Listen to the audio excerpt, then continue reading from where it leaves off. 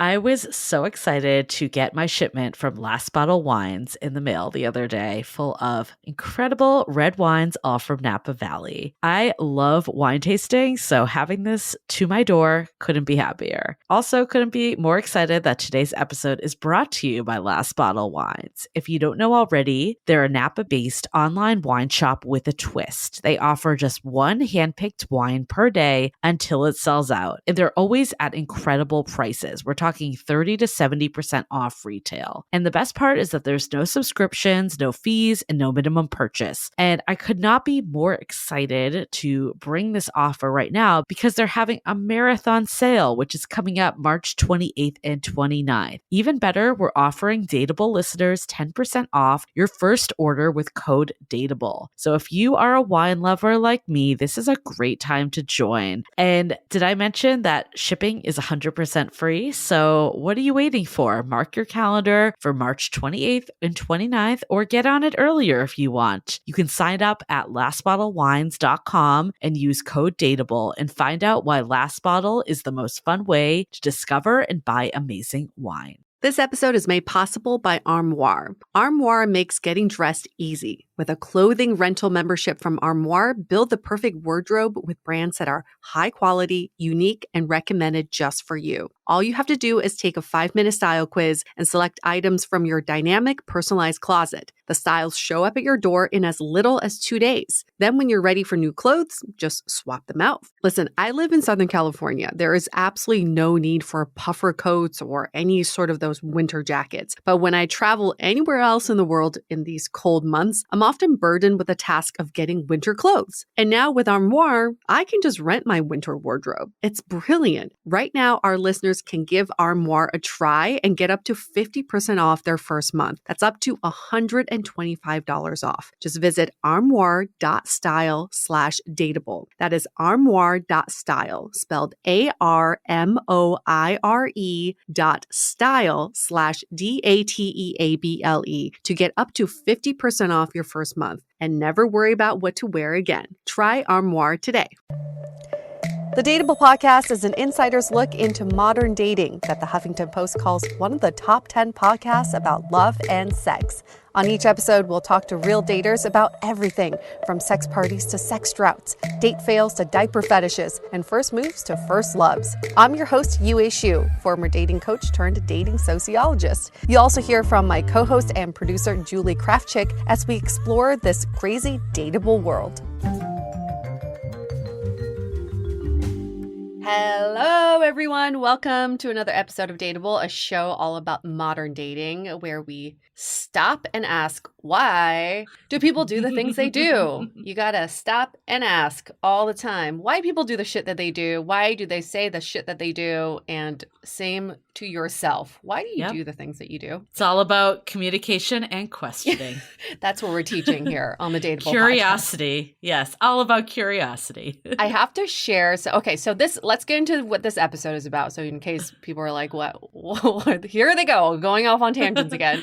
This episode is all about storytelling, how to tell your story. I'm sure we've all been in social situations or been on dates when someone's like, what's your story? So why are you still single? Or like, why are you on dating apps? Mm-hmm. It's like such an open-ended question, but there is a way to craft your story that not only tells everything succinctly, but also reveals just enough about you. So you don't feel like you're defending yourself. Because I feel like when I get asked those questions, I feel like I have to defend my choices. Well, there's something about that question that leads to defensiveness for sure. But I think I'm really glad that we were able to have Corey Rosen on this episode. He is not a dating expert at all. He doesn't claim to be a dating expert. He is a storytelling expert, and he recently wrote a book about storytelling, Your Story Told, which we'll go into in this too. But I've had the pleasure of actually taking his courses before. Yes. And Yue actually came. I went on stage and told a story. Do you remember that? And How can I forget?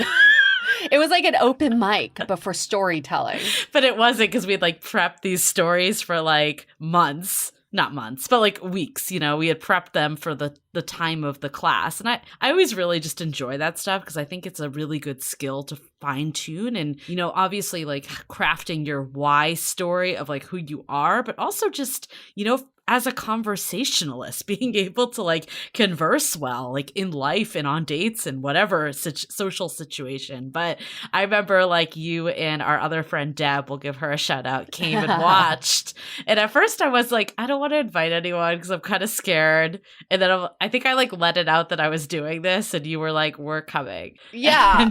Drop everything. You did so good, though. I was so proud of you. Not only were you so comfortable on stage, but the story you told was so well formulated, and it had such a great punchline. So yes. Well, that's what he teaches you. That's what he teaches you, because I definitely didn't have that going in. But I think, like, we're not saying on this episode you're going to, like, have to come up with, like, the perfectly crafted story. But I think working those muscles just helps you engage day to day better, you know, and have more fun as you're talking to people. The best part about all of this is that what you think is mundane, what you think isn't really a great story, is an awesome story to someone else. So you'll learn from Corey how to craft something out of nothing.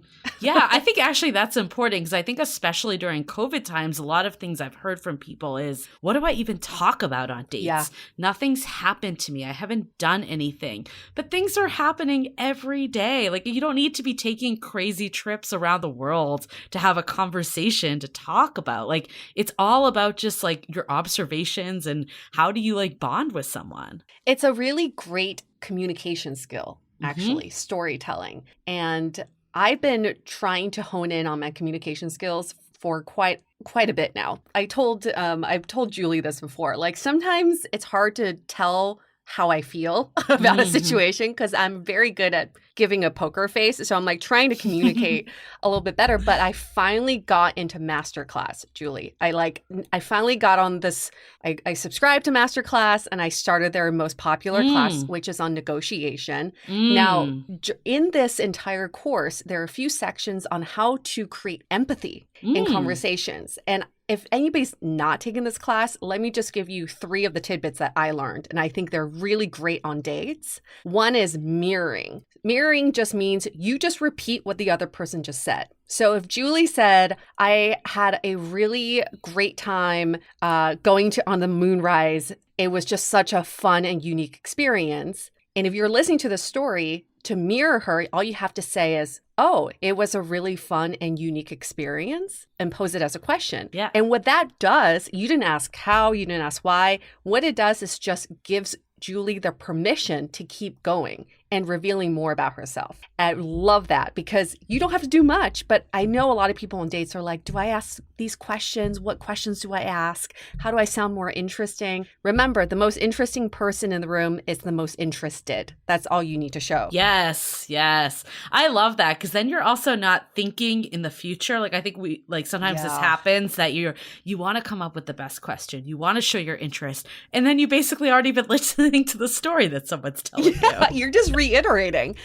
And it's like, if you just try it, people just keep going. They can keep revealing more and more layers of themselves. The second tidbit is called labeling. So what you do is you listen to Julie's story, and at the end you say something like, oh, it sounds like you really enjoy the outdoors. Or it sounds like you really enjoy romantic activities. So you're putting a label to the story so that Julie can then say, I never really thought about that, but I do really like romantic dates. Oh, I like that. Yeah, it's really, I really love it. And the very last tip I would give people is, I know we encourage people to ask why. Another great question to ask is how. Yes, Shieldy said this, the how. How. It's actually really neat because when you ask why, people can get defensive. So why do you like romantic dates? But if it's a how can we create more romantic dates that it involves both of you and it doesn't put the other person on defensive? I love that. When you said that you were going to take the master class, I thought you were going to say something about master dating. That's where my mind went. Oh. Well, I mean, I guess you could do this with yourself too. Hey, 2 birds, 1 stone. Master class, master date. There you go. Yeah. Learn how to talk to yourself. I do it all the time. I am a pro. Also, just want to call out, there was the best review that I saw the other day come in that said that from listening to this podcast, I became a better master dater. And then they also wrote, and I've been master dating a lot. lot lately. Anyone coming new is like, are they talking about masturbating or master dating? Solo dating, for the record. I kind of love it that it's like our inside joke. You either get it or you don't. But we also realized that this word has been around since like 2015. I think we thought we like pegged it, and then we're like, oh, actually, there's an article from 2015. I'm not taking credit for the creation of the word. I'm just taking credit for making the word viral. That's all. We brought it back. Just like Dink, we brought it back. Just like Dink. Now it's relevant again. Exactly. It's all, it's like fashion. Things just come back. It's all retro. Recycle. Yeah, the mom jeans from the 90s. Exactly. What the fuck? I cannot get behind that. Cannot get behind it. I tried, Julie. I tried many pairs at the store this weekend, and it was not good. I look like a mom. I'm okay not being Gen Z. I've realized that. I guess when you're 13 and you wear mom jeans, you will never look like a mom. But when you're 40 and you wear mom jeans, you look like a mom. So you're like, are they on trend or are they just a mom? Yeah, are they just because she's a mom and I would just look like I'm just a mom. Yeah, well, it's the crop top mom jeans. I don't know. I'm still not on it. I'm not on the trend. I can't do it. I can't do it either. We're showing our age. It's okay. With age comes wisdom, right? We're wise enough to be like, that is not a good look. Julie, we just keep telling ourselves that. That's all good. But I am going to be like a kid tonight because I am going on a Ferris wheel. There's like the big Ferris wheel in Golden Gate Park that they put up during COVID time. So I'm going on a date on the Ferris wheel and I'm very excited about it. How fun. That's going to be so fun. So how does this work exactly? I'm just picturing one of those like Ferris wheels in the middle of Vegas with a bunch of drunk people in a cart. Like how are you separated from the drunk people? Everyone you have to reserve a cart. So he got the VIP experience. Oh, which damn. I'm what does very that excited mean? about. So I think you get a nicer cart, like it's like leather, and then you also like get to stay on it longer. So I was all for it. Yeah. Whether it's going to be rowdy people next to us there, I have no idea. I'll report back. But yeah, I think they like limit like 6 or 8 people per one, but we'll see. Can you do like some hanky-panky on this thing? Are there cameras? I don't know. Can you test it out for us, Julie? Just, asking for friends. Yui's like, I might have to book she's like, I wasn't thinking about doing the Ferris wheel, but next time I'm back in SF, I'm booking it. And bring a blanket. Exactly. Well, that sounds like fun. That's going to be a great time. Yeah, I'm excited. I'm very excited. What are you going to wear? What's that like? I'm still deciding. I don't know. I got to figure that out after this recording. I feel like getting dressed for dates this day and age is very difficult. Like this happened to me last weekend. I was like, okay, I want to wear something cute, like a dress or something, because I just wear I feel like I've worn on these dates like yoga pants like all the time. And I'm like, it's really not the best look. Like before COVID, I would dress up, Yeah. So I was like, okay, how do you balance walking, dressing up, and being outside? Like, how do you balance all three? It's a very difficult look to pull off. It's very difficult. That on top of, I wear a lot of accessories and I don't know how to put the mask over my accessories and take it off and on. There's a lot of first world problems. Yeah. with dating apparel. But it's still fun. We're still keeping it fun, right, guys? But the reality is, if you're on a first date, most likely all they're going to see is your coat anyways. You just got to invest in a good coat is really the moral of this story. I think so, too. A really cool, nice, classy coat you can always wear. Okay, so I was teasing Julie before we recorded that I have a really good story to share with her. Oh, yeah. Okay, so you never know when you're going to run into dateable listeners. Like, you just don't know, right? Because we are talking out into the abyss and we don't know who's really listening on the other side until you tell us that you're listening. I've been purging a lot of stuff, cleaning out my new place, and I was selling something on Facebook Marketplace. And right before this. Is that who you just let in? Yes. This person just came over to grab my vacuum cleaner. And he was like, hey, I noticed because on, Facebook Marketplace, you can see everything about the person. You just click on their profile. And he's like, hey, I noticed you do Dateable. I'm like, yes, I do. He's like, oh, I just moved from San Francisco and a bunch of my friends listen to Dateable, especially Anshul. And I'm like, we know Anshul. We've known her for a long time. Yeah, we love her. She's great. He's like, oh yeah, she's one of my good friends. And we've been on this, like, we all listen and talk about Dateable. Oh my God. What's his name? Can we give him a shout out or is he shy? Koshal. It's like social, but with a K. Koshal. Koshal. Yes. Thank you, Koshal. I love it. What a small world. What a small world. He's a neighbor. He just moved here from San Francisco. Like, what are the chances? So, just saying, though, he could have picked someone else's vacuum cleaner, but probably seeing you on there with the vacuum cleaner, that probably sealed the deal to go with yours. Yes, I sold the vacuum cleaner. The vacuum cleaner did not sell itself. It was me. I agree. Like someone has the same make and model that lives next door to you, and he's like, nope, he's going like, with this one. No, going with the Dateable girl. But also shout out to Anshul. We haven't seen you in a while, but we miss you, and it's always so fun to catch up with you. So we're gonna Facebook message you right after we record today and say hi. That is a fun story. I love it. If we had only done this intro half an hour earlier, we may not have ever even known this. We would have missed this chance encounter with Koshal. Love it. What else? What else is new before we dive into this episode? Should we get into our question then? Yeah, I'm trying to think if anything else as interesting has happened this week. Not really. Yeah, things are fun. Things are good. Things are good. I've been cooking gobble meals for date nights too, which has been really nice. You're selling those so well. I love them. I got Caitlin and Jason, who are two of our moderators, hosts. We have a text string all about gobble meals. It does look really good. Yeah, it's really damn good. It's like restaurant quality, but anyways. Not that exciting, but just thought I would mention it. This episode is not brought to you by Gobble, but we just turned it into a sponsored message. Gobble, pay up. Yeah. Come back. Come back. Yeah, we miss you. If all the sponsors have left, you're the one that got away. Hey, I'm still supporting every week. Yes, you are. Yes, you are. You're spending back the money that they gave us for our sponsorships. Like times That's how we do it. 20. Yeah. We're losing money on their sponsorship. Yeah. Thank you very much, Gobble. That's the conclusion.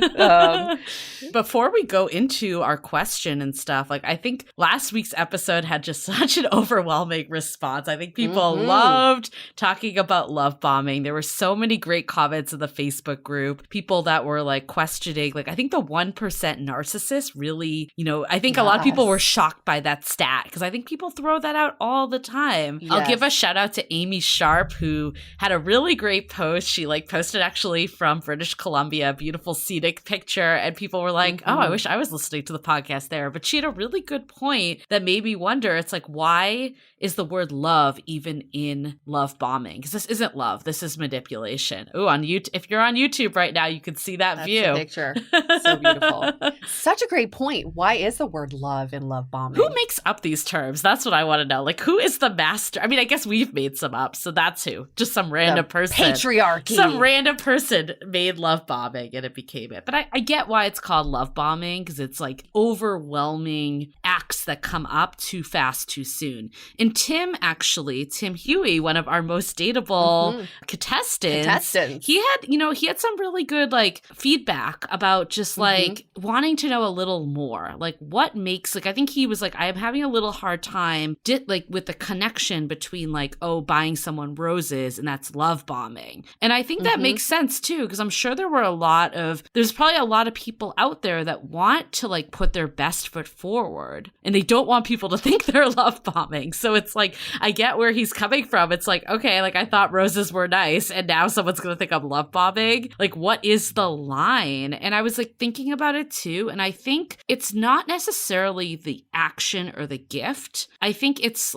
like, where does this stem from? Like, does it feel impersonal? Does it feel like they're doing it because they want to give to you, or does it feel like they're doing it for their own self-worth? I think that's like the distinction. Like, I think if someone gave roses and they genuinely like wanted to give the rose, like, I don't think it's the rose that's the problem. And I don't know if that's like the best answer because it's still ambiguous, but I think it's like the intention behind it a little more. Yeah, I think Tim brings up a really good point where the episode we do focus quite a bit on if you're on the receiving end of love bombing, what do you do? But how if you're the one giving out the gifts and affection, how do you draw the line so that the person you're giving all your affection to doesn't think you're love bombing? And I just think back on all the times that I've been love bombed, and the line I really believe is, have you had a conversation about what matters to this person? And I personally think it is,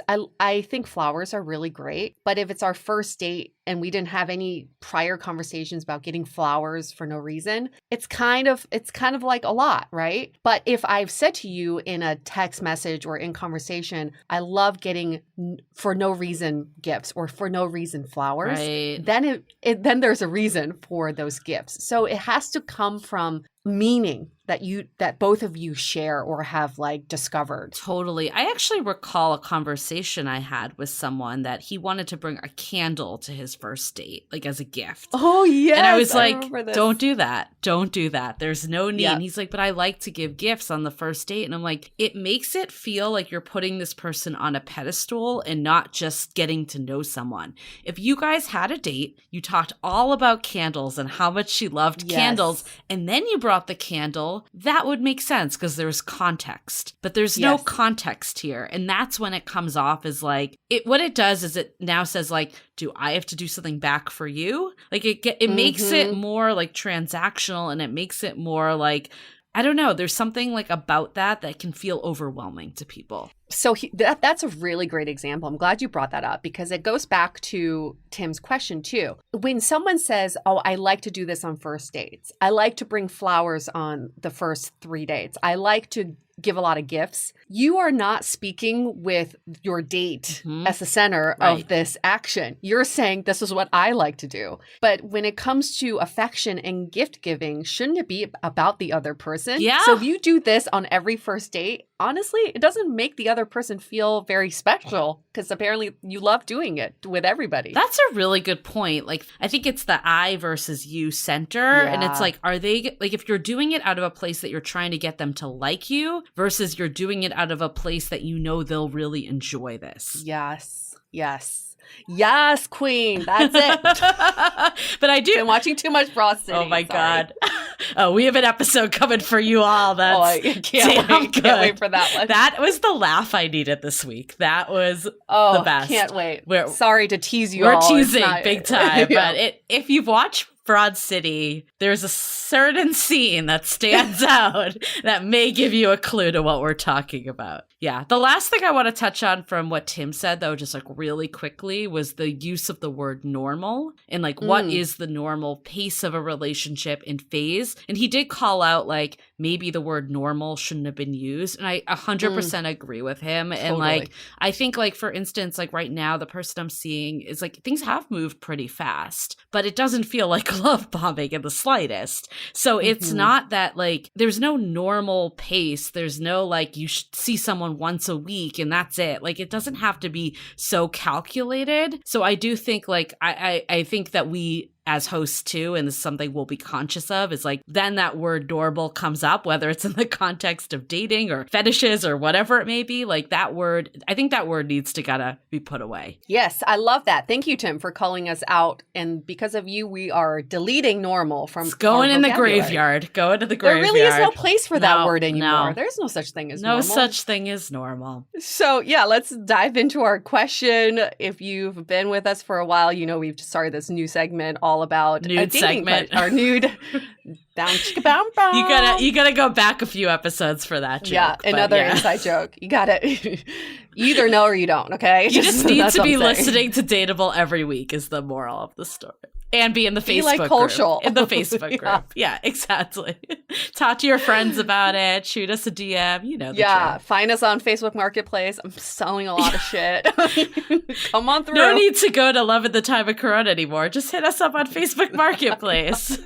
I know. Anybody need a toaster? Just asking. So the new segment is all about answering some popular dating questions that you've all sent us, and now we have a platform to address them. So this question is a very common one we've heard, which is when you're on a date and someone asks you, so tell me, why are you still single? How do you answer that? Oof. This one's a tough one. I do agree. It sets it up for judgment almost. But I think what I would say is I haven't found the right person yet. Keep it vague and optimistic. I don't think you need to use this as a reason to air your whole slew of dirty laundry, unless you're at the point that you're comfortable sharing your past with someone. But if it's a really early date, I think you can keep it light and fun, and you could just say hey, I was prioritizing when I moved to a new place, I wanted to build a life for myself, and I prioritized friends and work and all that, and now I'm super ready to be in a relationship. Spin it. Also, we learned this through Corey's techniques too. It's what were you, and then how have you changed? And that's what's telling the story. So as long as someone, I think really the root of this question is people are trying to suss out if you're relationship ready. That's really why someone's asking you this.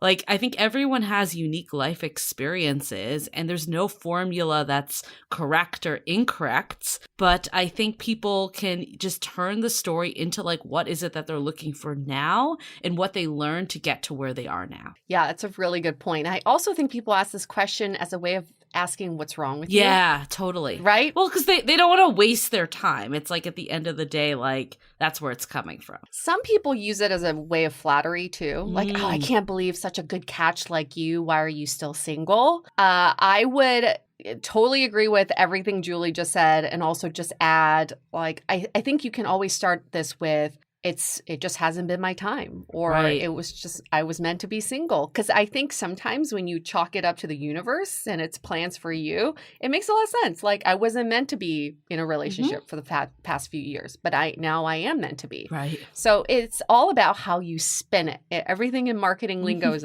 how do you spin the story? The story, I agree, you do not need to divulge or get emotional or start defending yourself or be what do you mean? What you're trying to ask me what's wrong with me? Just be very positive in the way you answer, and then I'd be so how would you answer that question? Yeah, flip the script. Totally. It's only fair. I actually hate that question because it implies that there's something wrong with being single also. Right. So I think you could just say hey, I've learned a lot over the last years. I've really discovered myself. I've enjoyed my single time, but now I'm also realizing that I want to share my life with someone or form a partnership. It's not that either is right or wrong. It's just at different stages of life, you had different needs. And I think you can use that to tell your story, pending that's what you're looking for on a date. If you're totally fine just being single, I think you own that. But if you are looking for a relationship, share the progression of what you learned being single and why that actually is going to help you be a better partner today. Or if all else fails, just go, single? What do you mean? I'm in a relationship. I'm poly. That's my BTW, right? Want to join the party?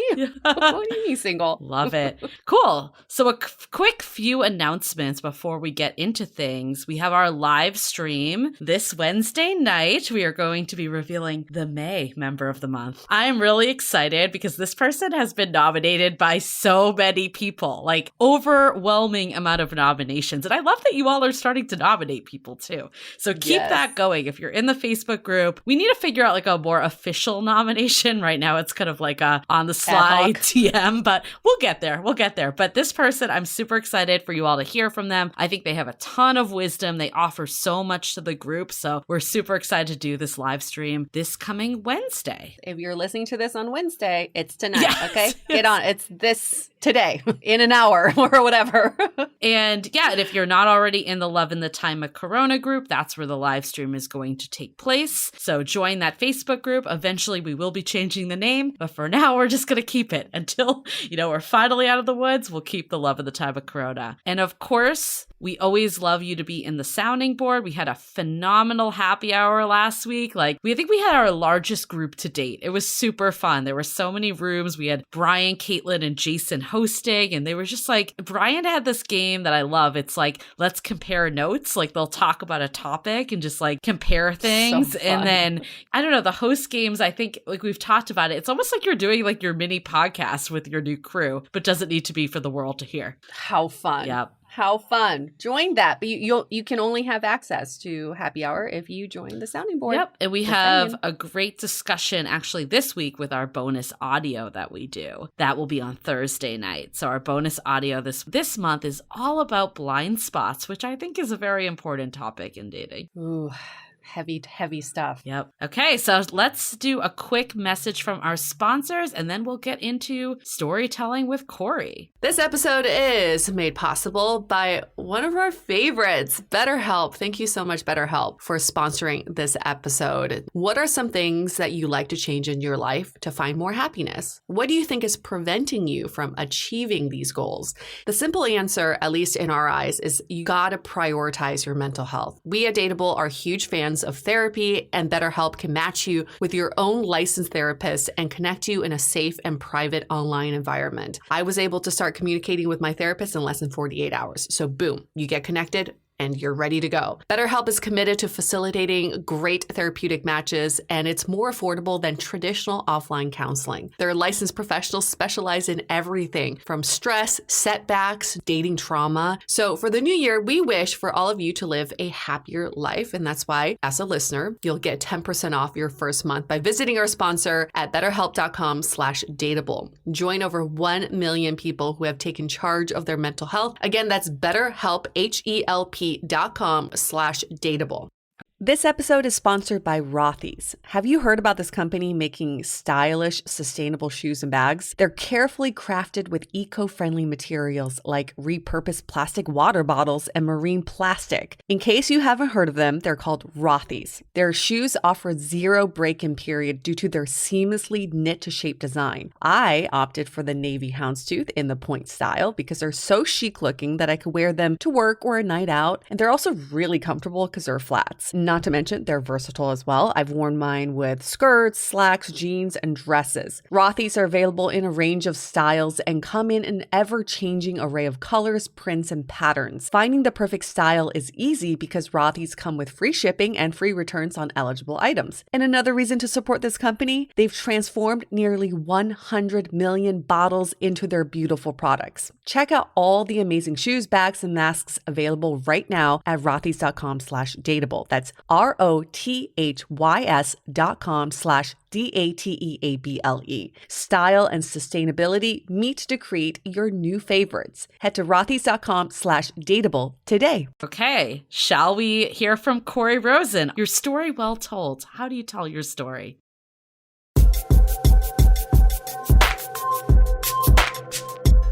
Julie, I don't know if you've ever been on a date where someone says, "So what's your story? What's your deal? Why are you single? How did you get here? What are you looking for?" All those questions, right? They're easy questions to ask. They're not easy questions to answer.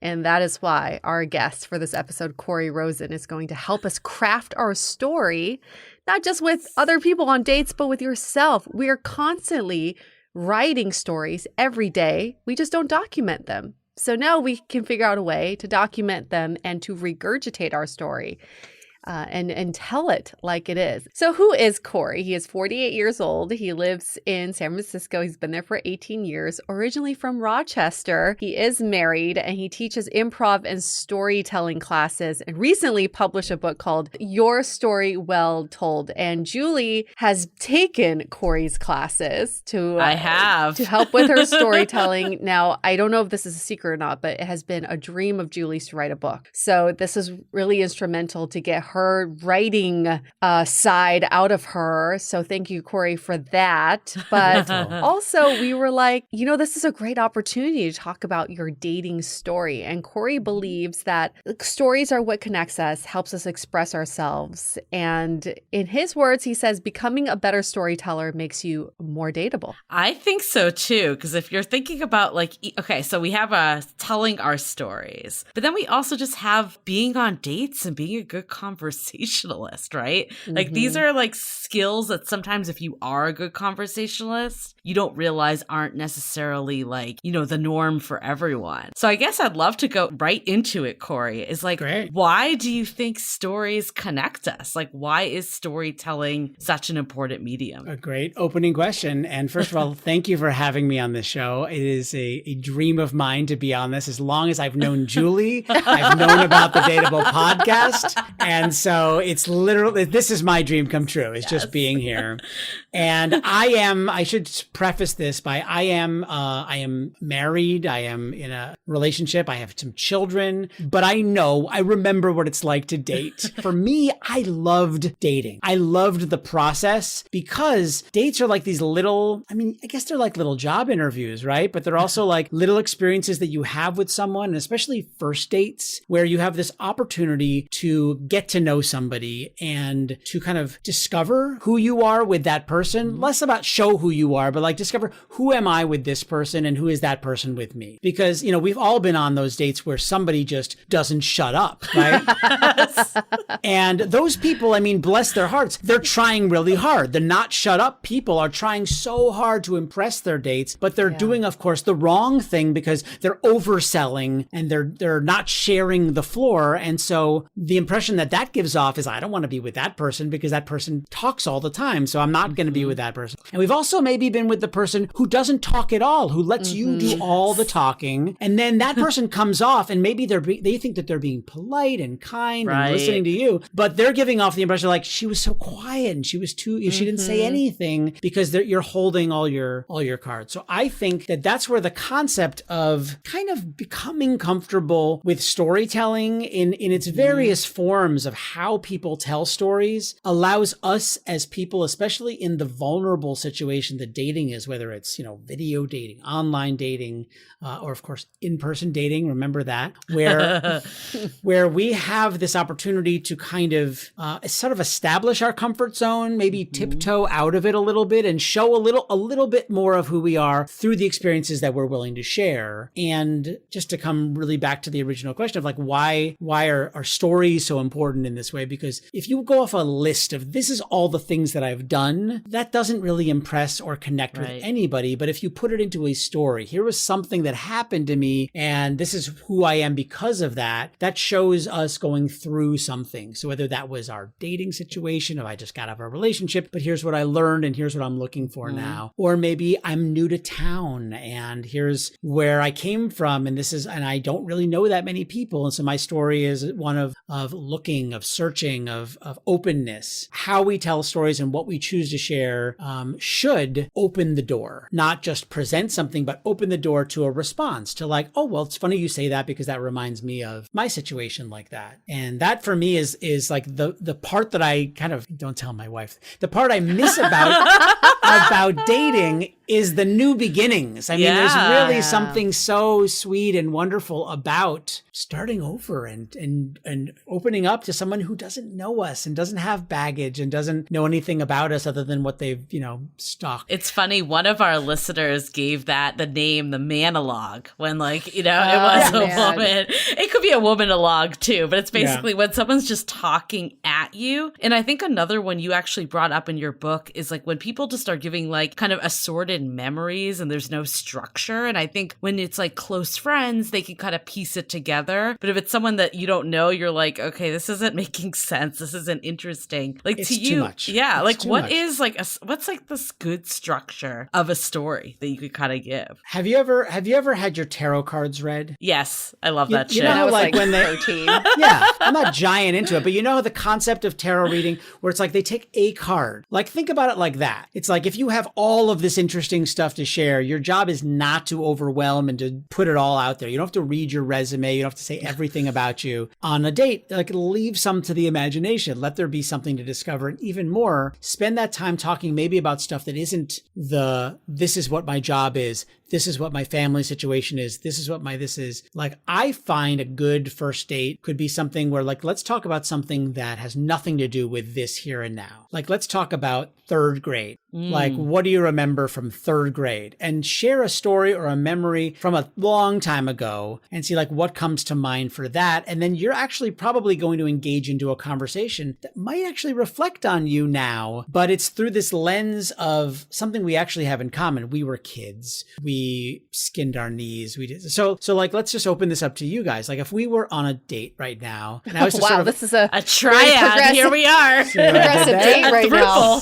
It's virtual and you get two women. There we go. Opportunity. I have a great opportunity. So if I was on a date with either of you and I was to sort of like, not to be in a creepy way, but I was like, maybe something happened today that reminded me of that. Like today I was at Lake Merced. I live in San Francisco. I was at Lake Merced, right?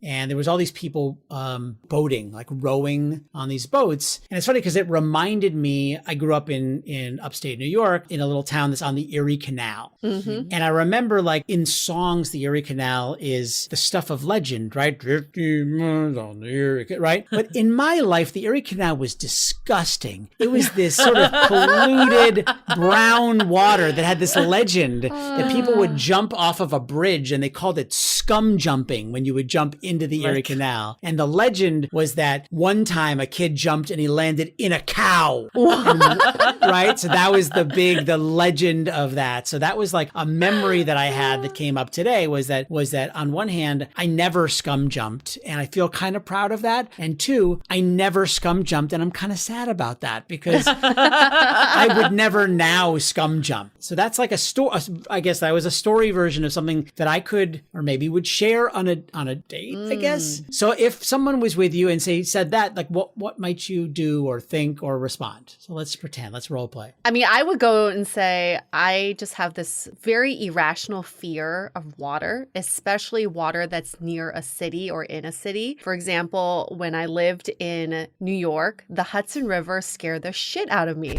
I would think it was full of dead people and aliens, maybe dead aliens altogether. So when my friend asked me to go kayak in the Hudson River, I was like, hell no. But then I fast forwarded to this Corey Rosen moment here and thought I would probably regret it if I left New York, never kayaked in the Hudson River. So I did. And I thought I was going to either grow an extra toe or lose a toe. I don't know, one or the other, right? It's a win-win situation, but nothing happened to me. It was dirty as fuck, but I had a good time. You know what I love about this though is because my mind went to like where I grew up. So we both like found different things off of your story. Mm-hmm. And I feel like this is like this game you play all the time. This reminds me of. And like how do people like play off of each other? Because I think that's where the magic does happen. In storytelling, it's a way to like converse and relate to each other. Like how do you like kind of like ping pong that conversation? Totally. So something that I suggest and recommend, and this is something that I use and I suggest for all kinds of storytelling, because I think that conceptually when people think about, like if I was to just say like, tell me a story, like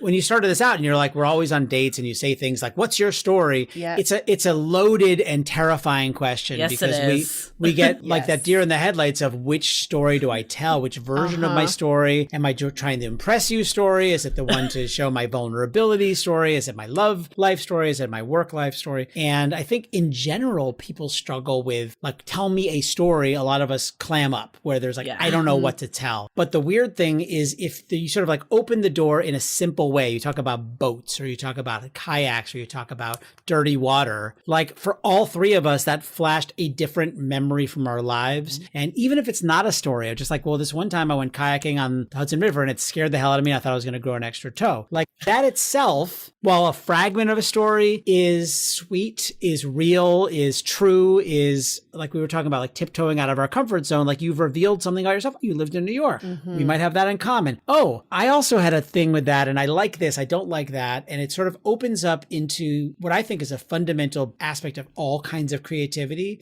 which is just really about being in the moment, like being kind of present. So like when you're on a date, it's not about what happened before. It's not about what's going to happen. It's about like what's happening right now, like what's happening right here. And if you tell a story about something that happened a long time ago, what I suggest is how does it relate to my life right now? As opposed to all these things that had happened to me, like what is happening to me right now? What am I? Who am I right now? Because we are a story in progress. We are a work in progress. And I think the more we reveal a little bit of our own humanity, the more we connect with like, oh, she's not like, you know, this person that I can't connect with or communicate with. He's not some jerk who only talks about himself. Yeah, I kind of like how you brought in the story versus setting up the story. And I like that it's related to something that happened to you, let's say today or recently. Yeah. Because I love going in on dates with something that happened during that day. On my walk over here, I saw this and it reminded me of this from like when I was in 7th grade. So they get a glimpse of your present life and your past life. And it doesn't feel as contrived when you like weave it into your current day. Totally. Well, that's what I love about that game, because I remember the game from your class that this reminds me of. And the whole idea is to like kind of work your improv muscles, right? It's like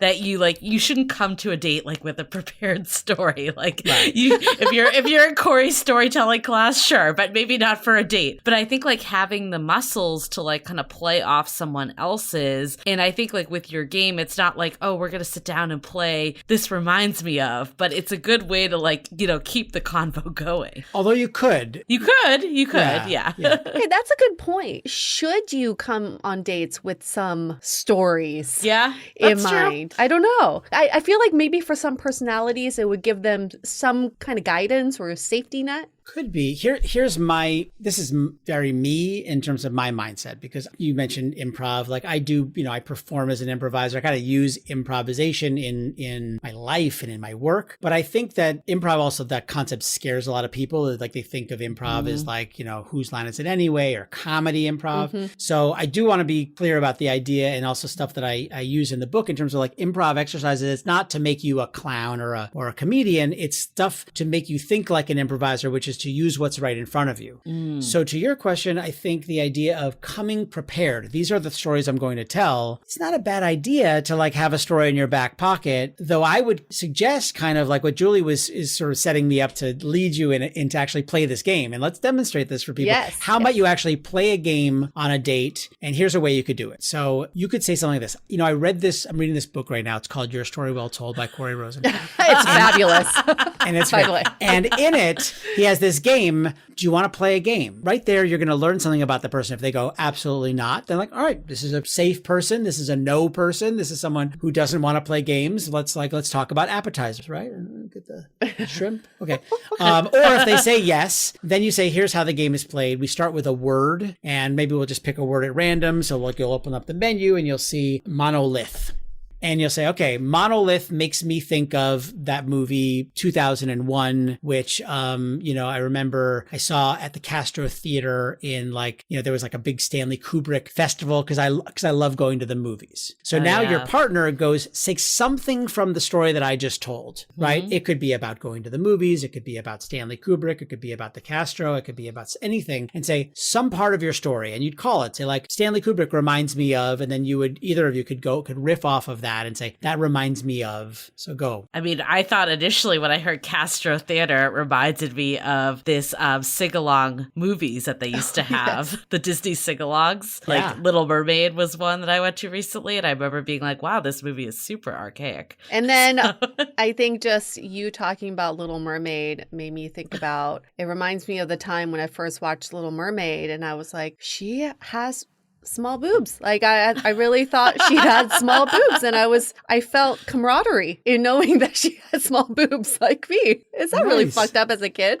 Yeah. But maybe. Okay, so small boobs reminds me of I think I mean, to be honest, it reminds me of summer camp and about sort of like just going through like those feelings of like seeing like a bra strap for like a young boy, and how like that was enough to get me excited. Like I didn't have to see the boobs, just to see the thing that was maybe connected some way tangentially. Another thing I could say is small boobs also reminds me of when I was in 5th grade, I convinced my mother to take me and my friends to an R-rated movie for my 5th grade birthday party. So we were like, how old are you in 5th grade? 10? And we saw Hot Dog the movie. And my mom was like, why is it R-rated? And I said, well, there's some frontal nudity. And afterward, my mom was like, there was frontal nudity, there was backal nudity, and there was sidal nudity. There was every kind of nudity. And then nudity reminds me of now. I think it's like, but I think this is so great though, because I love like, I mean, I think it really probably depends on your personality type. Because I could see like if you kind of just are training yourself to have this, it can just doesn't necessarily have to be a game. It can just be like a natural progression. It's a little hard for me to step out because I definitely am someone that probably just can like flow with it more. But I do agree, like if you are someone that maybe struggles with this, either proposing it as a game or coming prepped with a story or two, and obviously putting it in when it makes sense, not just like changing gear mid-conversation and being like, this one time in band camp 10 years ago, you know, like that'd be a little weird. But like, I do think probably like depending on your personality, it makes sense to kind of play it both ways. It's true. I mean, I think the concept of date stories is, you know, like to some degree, we are presenting ourselves. We're, you know, connecting with that person in a way that shows who we are, maybe what we're all about. And I feel like it's also loaded, you know, like there's some fear that goes along with that of like not wanting to give off the wrong impression. But if you think back, maybe you guys could share with me, like, is there a time when a date went really well? And like, was there some thing that defined it in the conversation, in the flow of the conversation, maybe to either prove or disprove this theory that I'm presenting out here, which is the idea that rather than coming loaded with, these are the 4 stories I am going to tell on the date, that I'm going to be present, I'm going to listen, I'm going to react and reflect on that. And I'm just curious from your standpoint, has there been a situation on a date where a story helped to seal the deal or helped to go the other way? I think absolutely, in the sense of like, when I think of the best dates I've been on, it's when I feel like I'm just connecting with a friend and just sharing stories organically. I'm definitely not coming with a story ready to roll and like present, but what it is, it's exactly this reminds me of. It's the exact game without playing the game. It's just like playing off of the stories. Like I remember with like a past ex of mine, like we talked about pranks that we pulled on people, and it wasn't like stuff I'd even thought about for years, but because he was telling a prank, then I would tell a prank, and it would just kind of like ping pong back and forth. Yeah. For me, it's like I see the value in humorous stories or whimsical stories, but I've really appreciated just real stories. So for example, my current partner, when on our first date, I knew he was divorced. I wanted to hear the story. Why did you get divorced? And he had a really nice way of telling the story that was compelling, that was insightful, and also really respectful. I just felt like a deep sense of connection from a real story that was authentically him. Can we talk about that actually? Because I feel like a lot of people, we hear all the time, we hear people being like, I don't want to share that I don't have that much relationships history, or I don't want to share that I just got out of a divorce, or I've had nothing but failed relationships. Like, how do you kind of craft that story to, you know, be positive? This gets to the heart, I think, of what a story is. You know, like the heart of what a story is that there's a difference between an anecdote, you know, something that happened, and a story. And the difference, you know, for your listeners to learn or understand is that a story is something where there is a change in the end, where things were like this, something happened, and now things are like that. And that's really the basic building blocks of a story. Is stories are about change. If nothing changed, it's not a story. It's a thing that happened, an interesting experience. So if you are divorced and you are going to tell your divorce story, then it really think about it that way. Like, how am I different than I was before? What was the once upon a time? Like when I got married, I was pretty young, and I really, thought I was in love because it was the first time I'd ever been in love. And through my marriage, I realized that, my partner and I, we were so young that as we were discovering who we were in this early, our late teens and early 20s, that we discovered more and more that what we were holding on to was what we used to be and not what we would become. So as we decided to split up, what we just discovered is that we needed some time for ourselves. And so since that day, I have great respect for my partner, but I know who I am now better than I did back then. Wow. So you could tell a story where there's a change. I was like this and now I'm like that. That was exactly his story. So did you coach him through this? Like that was pretty much verbatim his story. I am available for divorce coaching. No. Divorce stories. I'll get your story down. Yeah. But I mean, it's true. And a lot of people can relate to an experience or a story like that. I mean, can I tell you my in a nutshell, my dating story? Yeah. Yeah. I was a serial long distance dater. Like I was the best at it. I loved long distance relationships. I would go on vacation because on vacation, I was my best self. Like I was amazing. I was relaxed. I had nowhere to get up for in the morning. I could go out. I could be woo. I was like so me because there was no stress in my life and in my brain. Right. And then I would meet someone because they'd be like, wow, you seem so chill and so cool. And then we would, kind of hook up and then I have to leave. And now we're on the phone. I miss you. And then we get together. We would have a vacation. She would fly out. I would fly there. We would see each other. It would be this hot and heavy couple of days. And then, a couple weeks in, we realized we were pretend dating. Like we weren't really together. We were living separate lives. And then every once in a while, we were pretending. We were basically having like a, every 2 months hookup. So when I met someone, I kind of became cognizant of this pattern. So I met someone, started the same pattern all over again. And just when I was like, it's time to break up, I was like, no, this is what I do. I am not going to break up. So when she said, I'm going to move to San Francisco, and I said, okay, I'm going to help drive you across country. And day one of that drive, I was like, this is a terrible idea. And I knew that I should have trusted myself, but I was like, I'm in, and now I'm committed. Now she's driving out. So then she moves out. So then I go through this dilemma. When do I break up? She's moved here for me. Do I give it a month? Do I give it 6 months? And now I'm in this, now we're planning vacations and now we're planning things and our parents are coming. Like I felt myself in this spiral of this trap. So I went to therapy and my therapist was like, and she really wanted me to go into therapy. And my therapist, he didn't say break up with her, but he was like, he got into like what was really going on here. And what I discovered is that it wasn't her that I was connected to. It was my mother. That my mother loved her. And my mother literally told me, just so you know, we really love her. And I didn't want to disappoint my mother. So ultimately, it wasn't her that I had to break up with. It was my mother. And so I became a big boy the day that I broke up with that woman. And she packed her things and moved out of town about a week later with her mother. Our mothers actually know each other. So it was a very long and delightful story. But there's a happy upshot to this story. Upshot, and Julie, I don't know if you know this story, is that relationship and that woman and I who went our separate ways is now happily married with children to a man named Corey Rosen. No. What? Yes, 100%. She is married to my name is Corey Rosen. She married a man named Corey Rosen. So I believe somewhere firmly in fate that she was always meant to be with Corey Rosen. And somehow there was a fatalistic accident that she accidentally connected with Corey Rosen.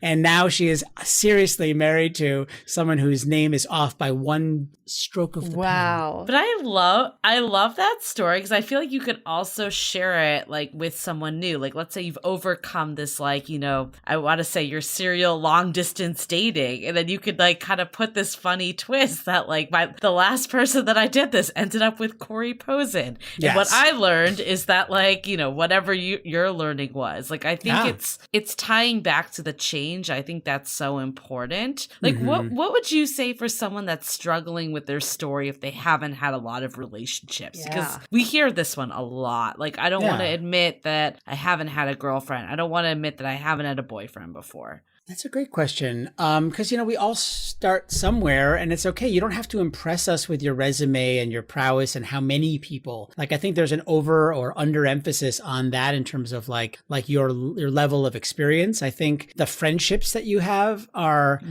probably more important in your life than maybe the relationships or the partners that you've had. So if you think about like how do you rate yourself in terms of your healthy ability to communicate? I think a lot about the 4 agreements. Like, do you know the 4 agreements concept? No. But there's basically this book written that are called the 4 agreements, which are great things for just humans to know about, but especially people that are engaging in a relationship or a partnership, because they're based on 4 things that you and your partner basically agree on. And the first one is that your word should be impeccable. Like, are you speaking your truth? Are you speaking impeccably? Is what you say what you mean? We could be really hurtful and harmful with the words that we say to each other. And words can build bridges and words can destroy relationships. You can say something that you don't really mean. So if you say it, make sure that you mean what you say. The second 2 kind of go together is don't make assumptions. When you're talking to someone and they say, well, I haven't been in a lot of relationships, don't assume that means that they're going to break up with you or they're inexperienced or something like that. Like the fact that they haven't been in relationships might be that they just haven't met the right person, that they haven't been around, someone that the situation hasn't been right, or maybe they've been focusing on other parts of their lives. So if you are a person who hasn't been in a lot of relationships, you can frame it in a way so it's not like a negative thing, but it's like, like I've really been focusing on, my friendships and settling in a new city and getting my career off the ground. And it's a good thing. Like, now I'm excited to get out in the world and start dating. So open it up to them. What advice would you have for me, for someone who hasn't dated a lot? Like, let it be a positive thing, like look at it in some way that you could kind of open the door to a positive thing, as opposed to a secret that you're holding in your hand. Like, I can't show the virgin card or the never been in a serious relationship card or whatever. It's like, you've been doing other things with your life, right. And you have interesting, like, vivid experiences to share. And wouldn't you be lucky to be my first serious relationship? That's kind of how I look at it. And then don't take anything personally. Don't take it do your best. Thank you. So don't take it personally. So if somebody says something to you, honestly, most of the time it's because they've got something going on. They're nervous, they're worried, they're upset, they had a bad day. Like, somebody yells at you, like in my story, there's an angry woman, like road rage beeping on my tail as I'm driving my kids to school one day. And she ends up punching me, by the way, through the window of the car. She punched a mother at my kid's school at drop off, punched me in the face. And later, in reflecting on that, it's like, what kind of a morning was she having? That she was late to school, late to work. This idiot in front of me is driving slowly and laying on the horn, and that what would drive her to punch me in the face? Like, sure, it was shocking and surprising that she would punch me, but I also put myself in her shoes. So don't take it personally is an aspect. And the last one is just do your best. Like, at the end of the day, we're all going to screw up. We're all going to make mistakes. Like, did I do my best? Did I put my best foot forward? And I think if you can apply these on a date, even better, right? Speak impeccably, like, represent yourself the way that you want to be represented, and don't misrepresent yourself. Listen to the other person. When they say something, don't take it personally and don't make assumptions, ask follow-up questions. And at the end of the day, do your best. Let's take a quick break for a really quick message. And you do like to promote this very important improv technique. It's called yes and. So I feel like it goes into these 4 truths. So can you kind of touch upon what that is for anybody who doesn't know? Absolutely. So in any kind of a creative situation, and I think conversation is a creative situation, you are co-creating something together. If you are in a man-alog, woman-alog situation where you are taking turns telling your stories, it's going to be a very boring night. Yes. It's going to be ping-ponging of, I told my story about this, then he told his story about that, then I told my story about this, then I had to pee, and then he told that, Whereas when you are co-creating anything, there are kind of 2 fundamental ways that people tend to communicate. One is the way we are often at work, which is where we say no because, or we say yes, but, where we basically are problem spotting. Like somebody says something, well, I don't want to do that because of this. And we have a lot of great, logical, rational reasons to not do things because it's too expensive, or it wouldn't make any sense, or we don't have the budget for it, or it's not a logical, rational thing. And then there's yes and, which is the idea of let's look at it and let's frame it from like, what do I like about that idea and what can I build on that? So in creating something or co-creating something, including a conversation, a relationship, read them, read their verbal, nonverbal cues and their verbal cues. What are they saying and what are they not saying? And pass the ball, like build on what they say. So you don't have to literally say the words yes and, but when they say something and you say, wow, it's funny that you say that because I also like swimming in the Hudson River, or I'm also afraid of sharks. And when they react, give them air, give them space to react and build it together. So that way the conversation, hopefully the relationship will go somewhere that you never expected, that together you are more than you were alone. And you discover, wow, we're a lot alike and I feel good and I feel supported and I feel like uplifted by the person that I'm with. I mean, for me, that's what it's about, especially if we're going through a hard time, if you've been through a difficult year, which a lot of us are and have been. If not all of your stories are funny, that's even more of a time to listen and to build on. It's not like you don't have to make everything okay. Sometimes we just need to listen and hear each other and say, wow, thank you for sharing that. I really appreciate you opening up. Right. Well, I think as soon as you say the no, it closes people off and they feel unheard. Yeah. And that's like the worst feeling, whether you're on a date, in a relationship, in life, it's just a bad feeling. So I love the yes and it also keeps the momentum going too of it. Like I'm thinking of the example I gave about like the pranks. It was kind of like a combo of yes and this reminds me because it kept like building on one another. Yeah. And I might, in that situation, I might say, oh, tell me one of the pranks. Like I love a good prank. And did you ever get in trouble? You ever get busted? Right. Yeah. It could even just be asking the follow-up questions. It might not even be a story. Yeah. When you ask a follow-up question, that shows that you were listening and you weren't just waiting to talk. So that leads me to another game. Did I ever teach you this game? It's called Sparkling Moment. No, I don't remember this one. All right. Do we have time? Can we play a quick game? Yeah, let's do a quick one. Okay. All right. Yue, you're going to tell a 30-second story. And so, Julie, your job is not to interrupt. Your job is just to listen to her story. And if she stops before 30 seconds, and Yue, your job is just to tell, I call it a sparkling moment. So it's just a true story about something happy, something positive. It could be something that happened today. It doesn't have to be the most happy thing ever. Just like, oh, I think of this one nice thing that happened, or a time a long time ago, or a thing a week ago, or something. Like, does something come to mind that you've got? Yeah, I think so. Okay, great. So I'm going to start as soon as you start, and you're going to have 30 seconds. I'll tell you when time is up. Okay. My dad is not the best at expressing his emotions or his softer side, but yesterday when I was over at their house, I brought Mojo, my dog, with me, and through the grapevine, which is through my mom, she said, your dad, he whispers something to me while you brought Mojo over, and he said, sometimes I mistaken him for my true grandson. And I thought it was the cutest thing because he really loves Mojo. And time. That was perfect. Perfect. Beautiful. A beautiful story. All right, Julie. So now your job is you have 30 seconds to tell back the story that you just heard as close as you can. Okay. So, and Yue, your job is not to interrupt her or correct her or set the record straight. I want you to just notice what she picked up on. So Julie didn't know this going into the exercise that she was going to have to do this. So your job is just be kind, listen, notice what she picked up on, maybe details, maybe not details. And I've already talked for too long, so Julie's maybe already forgotten some things. But here we go. So you have 30 seconds as well as you can, as good-natured as you can, retell the story. So Yue went to her parents' house. Her dad does not always show his emotions all that well, but her mother, little birdie, told her that her dad was super excited to come over to see Mojo, her dog, aka his real grandchild. All right. So now you've just told a story and you've just retold that story. So let's start with Yue in terms of that story. Like, how did she do?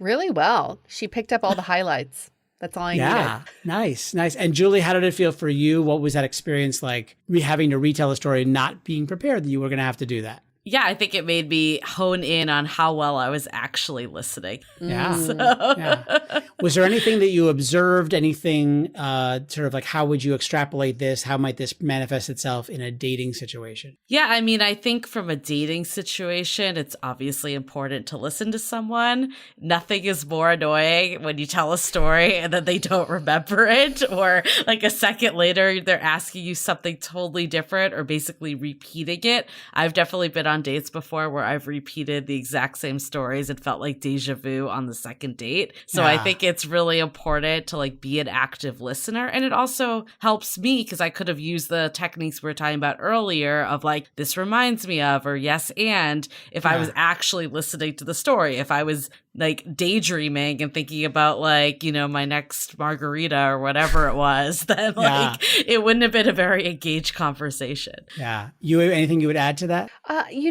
I felt like there was this sort of a connection because I revealed a little bit. I mean, there was a lot of vulnerability in that story, I would say, because talking about my dad and his lack of emotions is for one, especially on a first date. I think Julie picked up on that, but also when she told the story back, if she told it in a positive way so that the punchline was the positive outcome of the story. Yeah. Nice. You know what it made me think of too, Corey? You have this other game that I used to love, Color in Advance. Yeah. And I want to do that in real life so bad. So like for anyone that, I'll let you explain it more. But basically it's like when there's some people that give too much color, like too much details. And they'll tell, like we actually even see this in our Facebook group. Sometimes people will walk you through like every last thing that happened on a date. And it's like, I just didn't read it because it was too much. And then there's some people that will tell the story in like 1 second flat and leave out all the detail. So like, what's the right amount of like, how do you strike the balance between the two? So it's both. There are people who are full of color in terms of like, color is the shorthand for like descriptive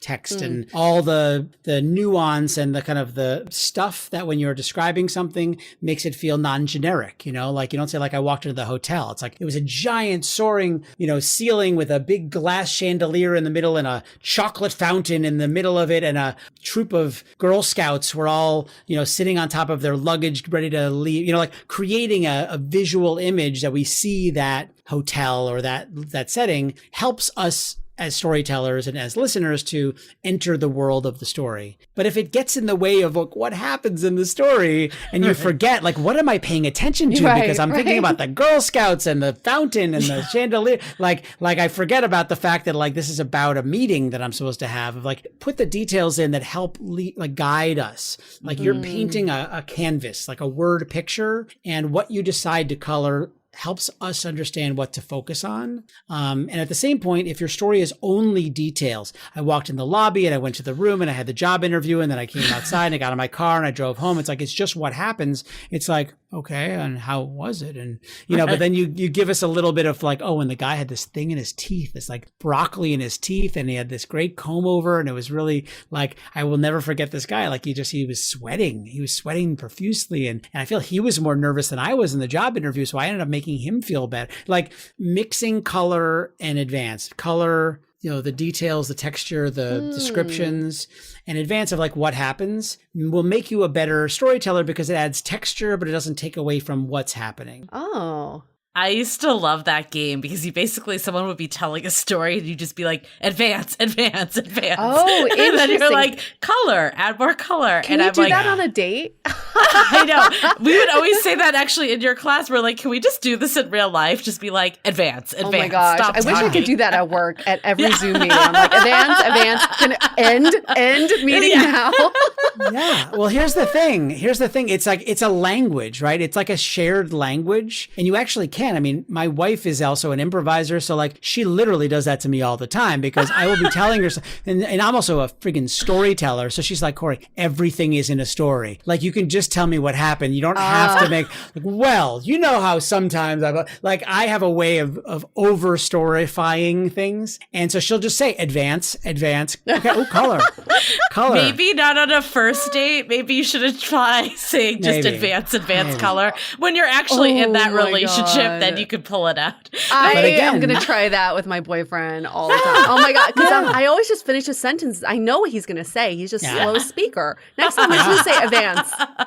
Advance. And it's not that you don't want to hear it. It's like, I get it. Go on. I get you. Yeah. Advance. And you can even advance and advance. Like advance. Okay, well, color. Okay, that's what I want to hear about. And then that's an your whole interaction. I could just picture it now. You can see it. Color. Oh, yeah. Advance times 10. Yeah. Seriously. And I'll even say that. I'll be like, get to the meeting. Like, don't, like the setup, like, let's just get to the part. So sometimes there's that.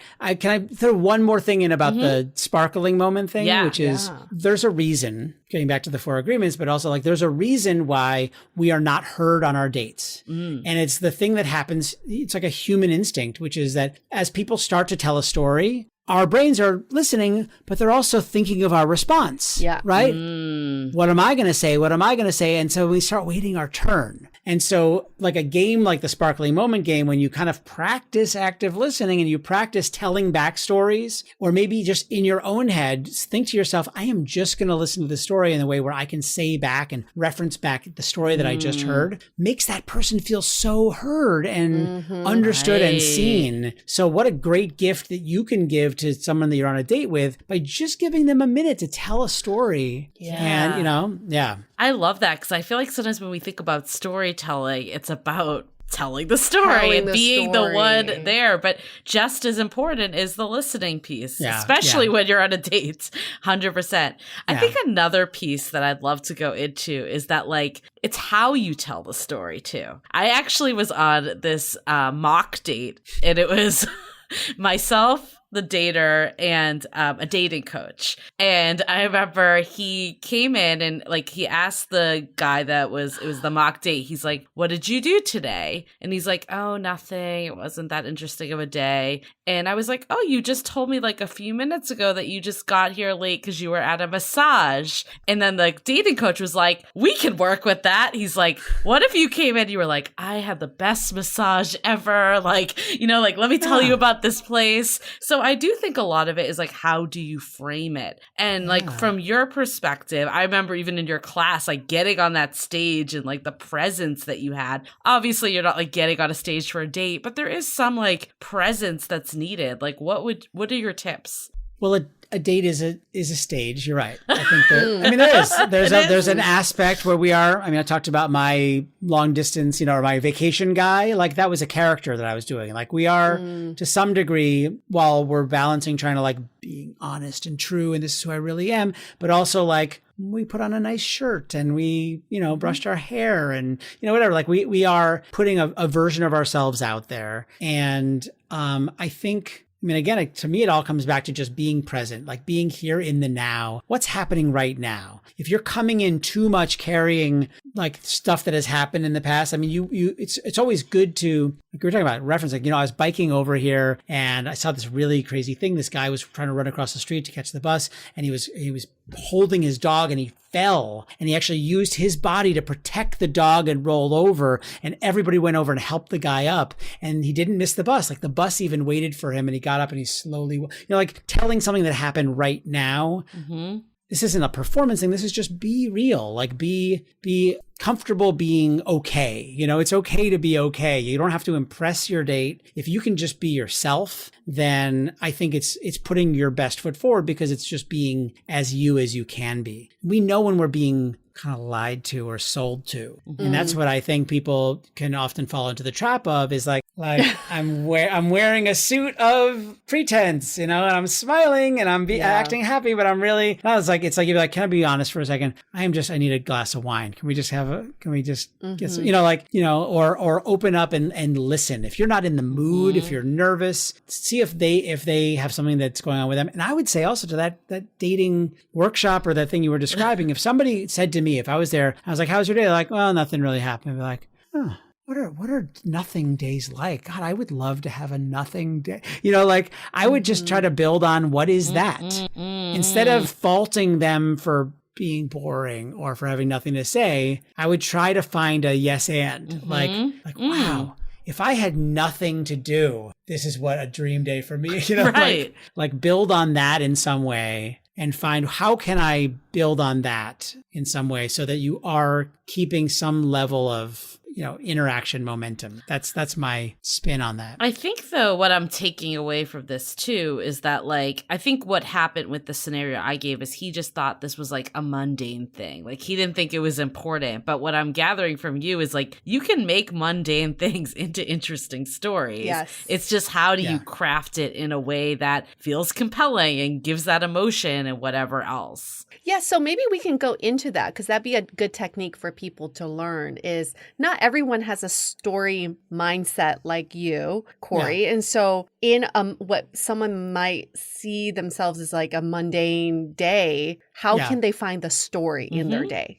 I have a technique I use all the time that I love for that, which is the idea of this. You are in your lives, right? You're in your story. Something happened today. Maybe it wasn't the most interesting thing. Like I took my kid to Lake Merced and back. I do that all the time, right? Mm-hmm. But I try to look at my situation, maybe something that to me is a mundane thing. And I look at like, how might I like go kind of like, there's this format like 1001 Nights, the Arabian Nights famous story, uses this structure, which is like a nesting a story inside of another story. So in that you've got, Scheherazade and Shahryar, she's telling him a story every night and in the morning he's going to kill her, but she gives him a cliffhanger. And so he has to keep her alive another day. You're familiar with this story, right? The 1001 Nights. Vaguely familiar. So the way that she does it is then she tells a story. So in this book, that's the frame story. And then she tells a story. And in that, so once upon a time, and she spins a story about something. And maybe in the middle of that story, there's a parable. So it goes kind of another level deeper to the story of the scorpion and the ant or something like that. So what I'm getting at is nothing as complex as that. But I could start with like, so, I have a son and he's 15 years old. And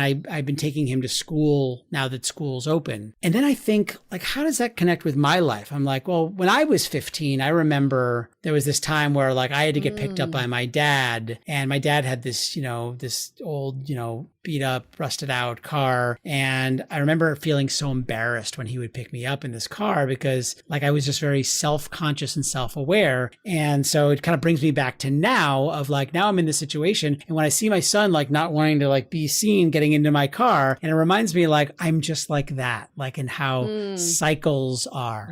So in other words, maybe not the best example, but the idea is take the nothing or maybe the mundane of your day or your life, and can you reflect it to any other time in your life? Like it reminds me of a time when I did this, or I had a thing like that, or I used to have to carpool and it was in the freezing cold and my mom wouldn't take me and I would take, like whatever it reminds me. So that's a simple structure that anyone can use is sort of start and end with now. The meat of the now sandwich is then it's like another thing that happened, and it kind of instantly gives a structure to a story where like you sort of start with something that's happening now, you flash back to something, and then you come back to now, and maybe now you have some insight or some reflection on how you were when you were younger.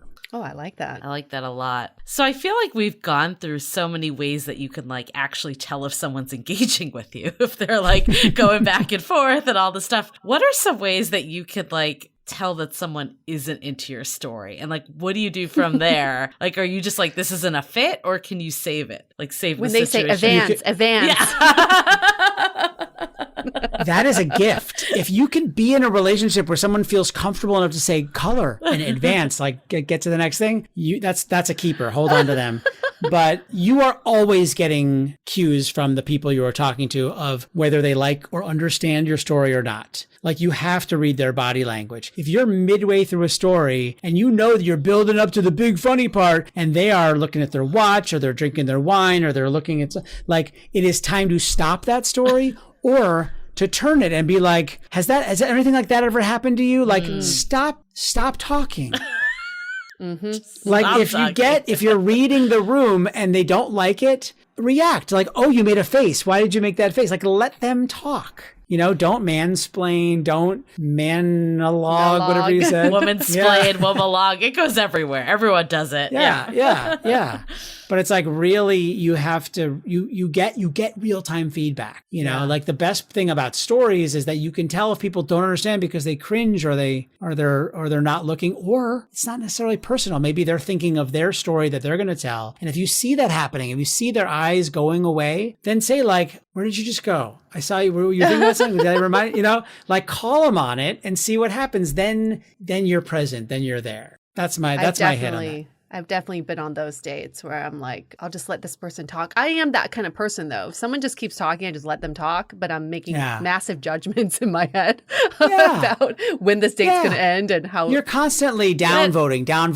Yes. You should have like that knob of like, do I like it? I don't like it. But I think that's a good segue to takeaways, because I think sometimes that is coming from nervousness of the person. So what I'm really gathering here is that storytelling is not just you sharing your story. It's the act of two people or multiple people, you know, like connecting via stories. And a big part of that is active listening or, you know, like moving the story in the direction that you want to go. Like I love the part when you were talking about like if someone just said they didn't do anything, you can still work with that. So if someone is like giving you the monologue or giving you like the long thing, like yes, it's on them like to some degree, but it's also on you to like make this a conversation. Yes. Yeah. Jump in there. Say, it's so funny you say that. Like, can I just add something? I want to know, you know, like interrupt them. And if they really don't like to be interrupted, that shows you something about them. Exactly. That's information. But if you don't try, how do you know? Right? Like if you're not actually engaging in it. Yeah. And I mean, I know it sounds kind of maybe corny or cliche in some way, but like, I think that there's nothing wrong with like saying like, you want to play a game? Like honestly, setting it up as like, as a game, like I want to play this game where I'm going to tell a story and then you have to tell me back as close to the story as you can. And then we're going to both go, we have a 1 minute story to tell, and just make the rules clear of like, we're going to try to retell the story. And so it's an exercise, it's a game, and you're telling a story about yourself. Yeah. For anybody who's listening to this episode right now on their way to a date, you can bring up this episode. Right? I was just listening to the DATEABLE podcast with Corey Rosen. He has a new book out. He has his game. I really want to try it on someone. Let's try it. Yeah, I think it's a great way to bring it up. And say that. Say, I heard this game on this podcast. Do you want to play it? I've never had someone ever, if I said, do you want to play a game? So sorry, my kids sometimes say they don't want to play things. Because that's my kids. But like, even with stories, like as a storyteller and doing shows and stuff, my favorite test audience is Lyft Line and Uber Pool. Oh, yes.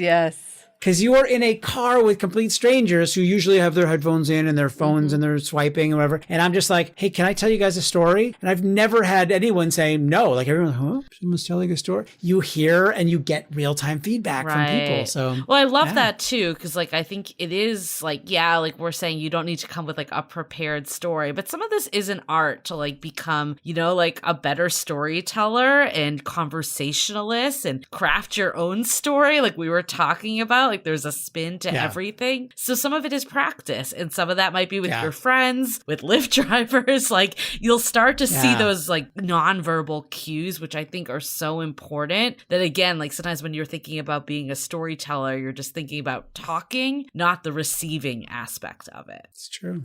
Yeah. So I think this is a good challenge for anybody listening right now is for the next 2 weeks. Every day, craft a story about your day. And I will use these two techniques. I'm gathering these two from Corey, so let me know if I'm making these up. Reflection and connection. Find something to tell a story about during your day. Reflect it back to something maybe in your past or near past or whatever, and then connect it back to your present day. So reflect and then connect and then just see what happens for the next 2 weeks. Because I think this is a muscle. We just do not work this muscle. No. We go from day to day thinking these are not stories to be told. It's not that exciting. It's mundane. But if you removed yourself and said, oh my gosh, if I were an alien on Earth observing my day, I'd be like, what the hell is going on? This is crazy. Look at her behavior. So you can always craft a story out of your days. And I challenge everyone to do that. And I would also say this, like, I think, again, I'm going back to my experience of storytelling and on dates. It does not have to be epic or so funny or life-changing. It could just be a day-to-day story, and that is enough And Yeah. I feel like people feel the need to entertain. You're not there to entertain your date. You're there to share. That's it. I think that goes back to the very beginning is storytelling is meant to connect. So I love this, like, not entertain, 100% agree. I think ultimately, as long as we can form a piece of connection and relate to one another, that's really the benefit of storytelling when it comes to dating. It's true. So Corey, Beautiful. your book, Your Story Well Told, where can people find it? People can go to any bookstore. So I am strongly encouraging to go to your local bookstore. If there is a store in your community, in your town, you can go there. If none of those come to mind, there's places like Barber's Bookstore, which is a Chicago bookstore that I'm doing an event, Oh, cool. like an author event with, and Flint Ridge Books in LA. They're locally owned small bookstores. Is a great place to buy it. And if you just must buy it, Amazon, of course, has it there as well. But on my website, which is CoreyRosen.com, I also have a list of independent bookstores, Black-owned bookstores, BIPOC bookstores, like places that you can also find it and both support me, but also support, local businesses that would really appreciate your help. I love it. And we're super excited that Corey is going to come to one of our sounding board events also and actually take us through a lot of these exercises and really help you all, flex those muscles. That's going to be super interactive and hands-on. Yeah, there's a Totally. lot Looking we forward didn't to touch that. upon yet. What about like the whole "tell me why you're single" story? Tell me why you're on dating app story. Yeah. Well, I think what we're going to do in that, so that's actually going to be like a workshop for your listeners to get together and actually play some of these games. So you'll have a chance to basically meet other people, but also like try these things out. So I highly recommend check it out when the dates are announced, and come to learn it by doing. Like that's really, I think, also the best way to learn these things. You can read it, of course, but try it, take a risk, try it, and see what happens. Love it. Thank you, Corey, for taking your time to be on our show. We are so happy to have you as a guest and to have you back for a sounding board event. And for all of you listening, it really helps us get awesome guests like Corey if you give us 5-star reviews in Apple Podcasts. Just go into Apple Podcasts, hit those 5 stars. This was definitely a 5-star episode. There's a 5+. Leave your story as a review. Yeah. Yes. Do it. Tell Leave us your why story why you listen to Dateable. Share that story. Yes, or just hashtag advance, whatever. Like put that in your profile if you want to bond with other listeners. But yes, in all seriousness, it does help us get awesome guests just like Corey. And we are going to wrap up this episode. Stay dateable. Advance. The Dateable Podcast is part of the Frolic Podcast Network. Find more podcasts you'll love at frolic.media/podcasts. Want to continue the conversation? First, follow us on Instagram, Facebook, and Twitter with the handle @Dateable Podcast. Tag us in any post with the hashtag StayDateable, and trust us, we look at all of those posts. Then head over to our website, dateablepodcast.com. There you'll find all the episodes as well as articles, videos, and our coaching service with vetted industry experts. You can also find our premium Why series where we dissect, analyze, and offer solutions to some of the most common dating conundrums. We're also downloadable for free on Spotify, Apple Podcasts, Google Play, Overcast, Stitcher Radio, and other podcast platforms. Your feedback is valuable to us, so don't forget to leave us a review. And most importantly, remember to stay dateable.